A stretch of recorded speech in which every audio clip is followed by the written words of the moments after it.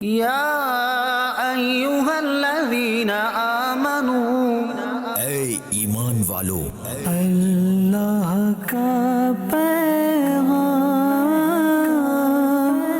مومنوں کے نام۔ الحمدللہ رب العالمین والصلاة والسلام علی سید المرسلین، اما بعد فاعوذ باللہ من الشیطان الرجیم، بسم اللہ الرحمن الرحیم۔ الصلاة والسلام علیک یا رسول اللہ وعلی آلک واصحابک یا حبیب اللہ، الصلاة والسلام علیک یا نبی اللہ وعلی آلک واصحابک یا نور اللہ۔ میٹھے میٹھے اسلامی بھائیوں اور مدنی چینل کے ناظرین، مدنی چینل کا سلسلہ ہے اللہ کا پیغام مومنوں کے نام، جس میں الحمدللہ قرآن پاک کی ان آیات کو سمجھنے کی، سننے کی ہم کوشش کرتے ہیں جس میں ہمارے رب عز و جل نے ہم سے براہ راست بات کی ہے، اے ایمان والو کہہ کر۔ آئیے آج کون سی آیت ہے؟ آج پارہ 10واں ہے، سورہ توبہ، آیت نمبر 34۔ پہلے 34 نمبر آیت کی تلاوت سنتے ہیں، پھر ترجمہ اور پھر تفسیر۔ تلاوت قرآن مجید۔ یا ایہا الذین آمنوا ان کثیرا من الاحبار والرہبان لَيَأْكُلُونَ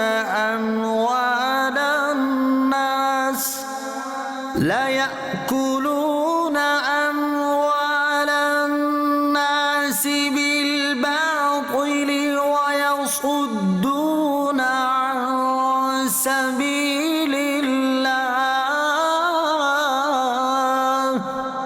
وَالَّذِينَ يَكْنِزُونَ الذَّهَبَ وَالْفِضَّةَ وَلَا يُنفِقُونَهَا فِي سبيل الله فبشرهم بعذاب أليم۔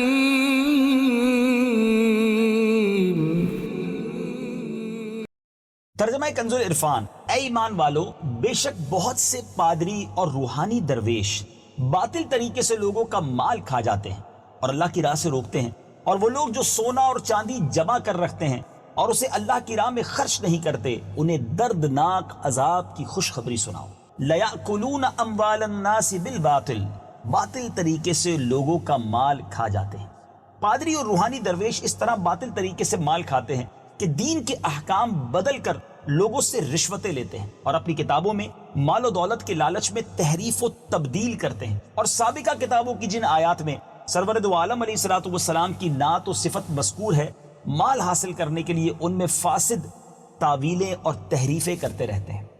دین کو دنیا کمانے کا ذریعہ بنانے کی مذمت۔ اس آیت سے معلوم ہوا کہ دین کا علم اس لیے حاصل کرنا تاکہ اس کے ذریعے دنیا کا مال، دولت، عزت، منصب اور وجاہت حاصل ہو، یہ انتہائی مذموم اور اپنی آخرت کو تباہ کر دینے والا عمل ہے۔ احادیث میں بھی اس کی شدید مذمت بیان کی گئی ہے۔ چنانچہ حضرت ابو ہریرہ رضی اللہ تعالی عنہ سے روایت ہے، رسول اکرم صلی اللہ تعالی علیہ وسلم نے ارشاد فرمایا، جس نے وہ علم حاصل کیا جس سے اللہ تعالیٰ کی رضامندی حاصل کی جاتی ہے، لیکن اس نے وہ علم اللہ کی رضا حاصل کرنے کی بجائے دنیا حاصل کرنے کے لیے سیکھا، تو وہ قیامت کے دن جنت کی خوشبو نہ پائے گا۔ اللہ اکبر۔ غور کیجیے، تفسیر صراط الجنان سنتے جا رہے ہیں۔ حضرت کعب بن مالک رضی اللہ تعالیٰ عنہ سے روایت ہے، رسول اللہ صلی اللہ تعالیٰ علیہ وسلم نے ارشاد فرمایا، جو اس لیے علم طلب کرے تاکہ علماء کا مقابلہ کرے یا جہلاء سے جھگڑے یا لوگوں کی توجہ اپنی طرف کرے، تو اسے اللہ عز و جل آگ میں داخل کرے گا۔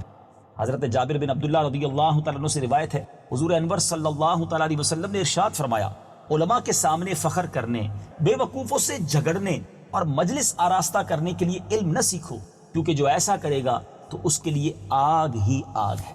حضرت ابو ہریرہ رضی اللہ تعالیٰ عنہ سے روایت ہے کہ نبی کریم صلی اللہ تعالیٰ علیہ وسلم نے ارشاد فرمایا، جس نے لوگوں کے دلوں کو اپنے جال میں پھنسانے کے لیے عمدہ گفتگو سیکھی، اللہ تعالیٰ قیامت کے دن اس کی فرض عبادات قبول فرمائے گا، نہ نفل۔ وَلَا يُنفِقُونَهَا فِي سَبِيلِ اللَّهِ، اور اسے اللہ کی راہ میں خرچ نہیں کرتے۔ تفسیر صراط الجنان میں ہے، اس سے مراد کہ وہ بخل کرتے ہیں، مال کے حقوق ادا نہیں کرتے، زکوٰۃ نہیں دیتے۔ جب اللہ تعالیٰ نے یہودی، عیسائی، علماء، پادریوں کے حرص مال کا ذکر فرمایا تو مسلمانوں کو مال جمع کرنے اور اس کے حقوق ادا نہ کرنے سے خوف دلاتے ہوئے فرمایا کہ وہ لوگ جو سونا اور چاندی جمع کر رکھتے ہیں اور اللہ تعالیٰ کی راہ میں خرچ نہیں کرتے، انہیں دردناک عذاب کی خوشخبری سناؤ۔ کنز کی وعید میں کون سا مال داخل ہے؟ حضرت عبداللہ بن عمر رضی اللہ تعالی عنہما فرماتے ہیں کہ جس مال کی زکوٰۃ دی گئی وہ کنز نہیں، یعنی وہ اس آیت کی وعید میں داخل نہیں ہے، خواہ وہ دفینہ یعنی زمین میں دفن شدہ خزانہ ہی ہو، اور جس کی زکوٰۃ نہ دی گئی وہ کنز ہے جس کا ذکر قرآن میں ہوا کہ اس کے مالک کو اس سے داغ دیا جائے گا، یعنی یہی مال جو ہے یہ عذاب کا باعث بن جائے گا۔ کس مال کو جمع کرنا بہتر ہے؟ حضرت ثوبان رضی اللہ تعالی عنہ سے روایت ہے، فرماتے جب یہ آیت نازل ہوئی تو رسول کریم صلی اللہ تعالی علیہ وسلم سے صحابہ کرام نے عرض کی کہ سونے چاندی کا تو یہ حال معلوم ہوا، پھر کون سا مال بہتر ہے جس کو جمع کیا جائے؟ ارشاد فرمایا ذکر کرنے والی زبان، شکر کرنے والا دل اور نیک بیوی جو ایماندار کی اس کی ایمان پر مدد کرے، یعنی پرہیزگار ہو اور اس کی صحبت سے طاعت و عبادت کا شوق بڑھے۔ اللہ اکبر، یہ نعمتیں ہیں۔ مال جمع کرنے کا حکم اور مالدار صحابہ کرام علیہ رضوان کے کچھ واقعات۔ یاد رہے کہ مال کا جمع کرنا مباح ہے، یعنی جائز ہے، مذموم نہیں ہے، جبکہ اس کے حقوق ادا کیے جائیں۔ حضرت عبد الرحمن بن عوف اور حضرت طلحہ وغیرہ اصحاب رضی اللہ تعالی عنہم مالدار تھے۔ اسی مناسبت سے صحابہ کرام کی مالداری کے چند واقعات سن لیجئے۔ حضرت عثمان غنی کی مالداری تو ویسے بھی بہت مشہور ہے، اس کے علاوہ چند مالدار صحابہ یہ ہیں۔ نمبر 1، حضرت عبد الرحمن بن عوف رضی اللہ تعالیٰ عنہ۔ تاجدار رسالت صلی اللہ تعالیٰ علیہ وسلم کی دعا کی برکت سے اللہ تعالیٰ نے حضرت عبد الرحمن بن عوف رضی اللہ تعالیٰ عنہ کو کثیر مال عطا فرمایا، اور اپنی مالداری کے باوجود بکثرت صدقہ و خیرات کیا کرتے تھے۔ نبی اکرم صلی اللہ تعالیٰ علیہ وسلم کے مقدس زمانے میں آپ نے اپنے مال سے پہلے 4000 درہم صدقہ کیے، پھر 40,000 درہم اللہ کی راہ میں خیرات کیے، اس کے بعد 40,000 دینار صدقہ کیے، پھر 500 گھوڑے اور اس کے بعد 500 اونٹ راہ خدا میں صدقہ کی۔ ایک مرتبہ مدینہ منورہ میں حضرت عبد الرحمن بن عوف رضی اللہ تعالیٰ عنہ کا تجارتی قافلہ آیا۔ اس قافلے میں گندم، آٹے اور کھانے سے لدے ہوئے 700 اونٹ تھے۔ حضرت عائشہ صدیقہ رضی اللہ تعالی عنہا نے شور سنا تو اس بارے میں دریافت فرمایا تو بتایا گیا کہ حضرت عبد الرحمن بن عوف کا تجارتی قافلہ واپس آیا ہے جس میں گندم، آٹے اور طعام سے لدے ہوئے 700 اونٹ ہیں۔ حضرت عائشہ رضی اللہ تعالی عنہ نے فرمایا کہ میں نے نبی پاک علیہ الصلوۃ والسلام کو ارشاد فرماتے ہوئے سنا ہے کہ عبد الرحمن بن عوف رضی اللہ تعالی عنہ جنت میں گھسٹتے ہوئے داخل ہوں گے۔ جب یہ بات حضرت عبد الرحمن بن عوف کو معلوم ہوئی، آپ نے کہا اے میری ماں، میں آپ کو گواہ بناتا ہوں میں نے یہ تمام اونٹ اپنے ساز و سامان کے ساتھ اللہ عز و جل کی راہ میں صدقہ کر دی۔ جب حضرت عبد الرحمن بن عوف رضی اللہ تعالی عنہ کا انتقال ہوا تو آپ کے ترکے میں حاصل ہونے والے سونے کو کلاڑوں سے کاٹا گیا۔ جی ہاں، سونے کو کلاڑوں سے کاٹا گیا، یہاں تک کہ لوگوں کے ہاتھوں میں آبلے پڑ گئے۔ اس کے علاوہ آپ رضی اللہ تعالی عنہ کے ترکے میں 1000 اونٹ، 3000 بکریاں اور 100 گھوڑے شامل تھے جو بقی کی چراگاہ میں چرتے تھے۔ اللہ نے اتنا مال آپ کو عطا کیا۔ نمبر 2، حضرت طلحہ بن عبید اللہ رضی اللہ تعالی عنہ۔ حضرت طلحہ بن عبید اللہ کی عراقی زمینوں سے ہونے والی آمدنی 4 سے 5 لاکھ درہم تک تھی، اور سرات کی زمینوں میں سے ہونے والی آمدنی 10,000 دینار کے لگ بھگ تھی۔ آپ بنو تمیم کے ہر ضرورت مند کی ضرورت پورا کرتے، ان کی مدد کرتے، ان کی بیواؤں اور غیر شادی شدہ افراد کی شادیاں کراتے، ان کے قرض اتارا کرتے تھے، نیز ہر سال زمین کی پیداوار کی آمدنی سے 10,000 درہم حضرت عائشہ صدیقہ رضی اللہ تعالی عنہا کو بھجوایا کرتے تھے۔ نمبر 3، حضرت زبیر بن العوام رضی اللہ تعالی عنہ۔ حضرت حشام بن عروہ رضی اللہ تعالیٰ عنہ اپنے والد سے روایت کرتے ہیں کہ حضرت زبیر رضی اللہ تعالیٰ عنہ کے ترکے کی قیمت 5 کروڑ 10 لاکھ یا 5 کروڑ 20 لاکھ درہم تھی۔ مصر، اسکندریہ اور کوفہ میں آپ کی رہائش گاہیں تھیں، بصرہ میں آپ کی حویلیاں تھیں، مدینہ منورہ کی زمینوں سے آپ کے پاس غلے کی پیداوار سے آمدنی آتی تھی۔ حضرت زبیر رضی اللہ تعالی عنہ نے 4 بیویاں چھوڑی جن میں سے ہر ایک کو 11 لاکھ ملے۔ اس کے علاوہ حضرت عمرو بن عاص، حضرت عبداللہ بن مسعود، حضرت زید بن ثابت، حضرت سعد بن ابی وقاص اور حضرت انس بن مالک رضی اللہ تعالی عنہم بھی مالدار صحابہ میں شمار ہوتے تھے۔ خیال رہے کہ مالدار صحابہ کرام در حقیقت مالدار کی تربیت کے لیے مشعل راہ تھے، رول ماڈل تھے۔ وہ اپنا مال شرعی مصارف میں جہاں شریعت کی اجازت ہوتی تھی وہیں صرف کرتے اور اسی لیے مال جمع رکھتے تھے، اور ان کے اموال، ان کے یہ سارے مال فخر کے اظہار کے لیے، پراؤڈ کے لیے نہ تھے، نہ ہی دنیا فانی کے مال کی محبت میں اسے جمع کرتے تھے۔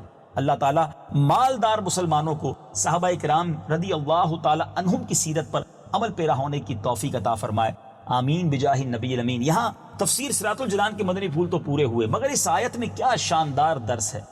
آج کل لوگ ایک دعا تو کرتے ہیں اللہ تعالیٰ حضرت عثمان غنی کے خزانے کا حصہ عطا فرمائے، لیکن ساتھ یہ بھی دعا ہونی چاہیے کہ ان کی سخاوت کا حصہ بھی عطا فرمائے۔ مال تو بہت سو کے پاس ہے، اس کی راہ میں خرچ کرنے کا ذہن بہت تھوڑے لوگوں کے پاس ہے۔ اللہ مجھے اور آپ کو لوگوں کو دکھانے کے لیے، فخر کرنے کے لیے اور مال جمع کرنے کا ایسا شوق عطا نہ کرے۔ وہ مال نہیں چاہیے ہمیں جو اللہ سے دور کر دے۔ اللہ برکت والا حلال مال عطا کرے، اور جب عطا کرے اس کا شکر ادا کرنے والا بھی بنائے، اور اپنی راہ میں دل کھول کر خرچ کرنے والا بھی بنائے۔ اور ایک اور بات یاد رکھیے مدنی چینل کے ناظرین، یہ بات طے ہے کہ راہ خدا میں خرچ کرنے سے مال کم نہیں ہوتا، اس میں اضافہ ہی ہوتا ہے۔ ابھی میں نے حضرت عبد الرحمن بن عوف کا واقعہ سنا، 700 لدے ہوئے خوراک سے لدے ہوئے اونٹ آپ نے راہ خدا میں صدقہ کر دیے۔ 700 اونٹ کا مطلب آپ سمجھتے ہیں؟ یعنی آج کے زمانے میں 700 ٹرک اگر سامان کے ساتھ ہوں اور وہ سارے کے سارے صدقہ کر دیے جائیں۔ لیکن حضرت عبد الرحمن بن عوف غریب تو نہ ہو گئے؟ آپ نے دیکھا جب وہ دنیا سے گئے تو کتنا ترکہ چھوڑ کے گئے۔ جس نے جتنا اللہ کی راہ میں خرچ کیا، اخلاص کے ساتھ خرچ کیا، اللہ نے اسے اور برکت عطا فرمائی ہے۔ اللہ قرآن پاک کے نور سے ہم سب کے دلوں کو منور فرمائے اور قرآن کی تعلیمات پر عمل کرنے کا جذبہ بھی نصیب فرمائے۔ اگر مالدار نہیں ہیں، دنیا میں نعمتوں کی کمی ہے، تو اللہ کریم ہمیں شکر والی، صبر والی زندگی بھی نصیب فرمائے، آمین بجاہ نبی الامین۔ مدنی چینل دیکھتے رہیے، اگلے سلسلے میں ایک اور قرآنی آیت لے کر اس کا ترجمہ اور تفسیر لے کر حاضر ہوں گے۔ صلو علی الحبیب صلی اللہ تعالی علی محمد صلی اللہ علیہ وسلم۔ یا ایہا الذین آمنوا، اے ایمان والو، اللہ کا